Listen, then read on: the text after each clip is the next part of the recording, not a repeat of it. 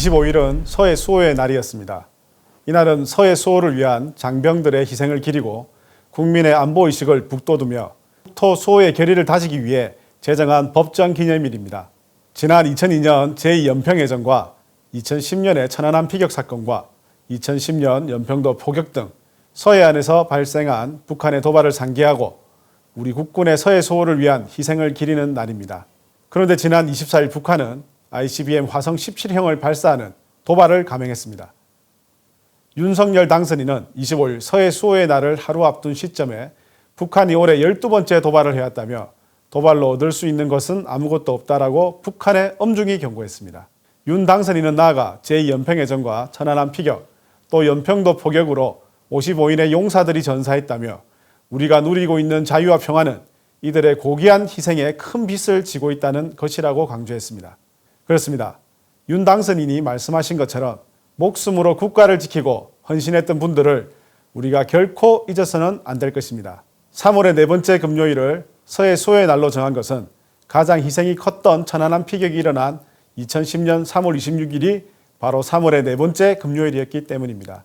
그런데 민주당 공동비대위원장은 서해 수호의 날이 어떤 날인지를 제대로 알지 못한 채 추모의 글을 올렸다가 논란이 일자 게시글을 수정했다고 합니다.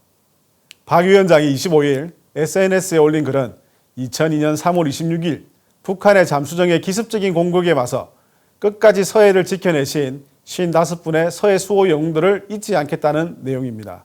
언론 보도를 보면 박 위원장은 천안함 피격 사건을 언급하려 했던 것 같습니다. 천안함 피격 사건은 우리가 생생히 기억하고 있는 것처럼 2010년 3월 26일에 발생했고 연평도가 아닌 백령도 인근에서 발생한 도발이었습니다.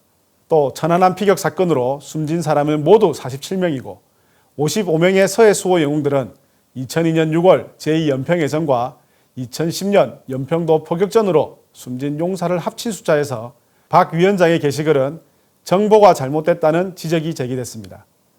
여기서 우리는 민주당의 천안함 피격 사건에 대한 지난 발언을 떠올려 볼 필요가 있습니다. 문재인 대통령조차 인정할 정도로 천안함 사건은 북한 소행이라는 것이 우리 정부의 확고한 입장인데도 민주당 내부에서는 북한 편들기 발언을 지속하고 있습니다. 얼마 전 민주당에서 천안함 폭침 사건을 두고 무조건 북한을 탓하는 것은 위험하다는 취지의 발언이 나오기도 했습니다. 이러한 민주당발 천안함 망언이 희생 장병의 명예를 실추시키는 것은 물론 유족과 생존 장병들의 가슴에 피멍을 들게 하고 있습니다. 그러한 발언들이 나라의 안전과 국익 지키기에 어떠한 영향을 주는 것인지 국민의 편에 서서 냉정하게 돌아보기를 촉구합니다. 감사합니다.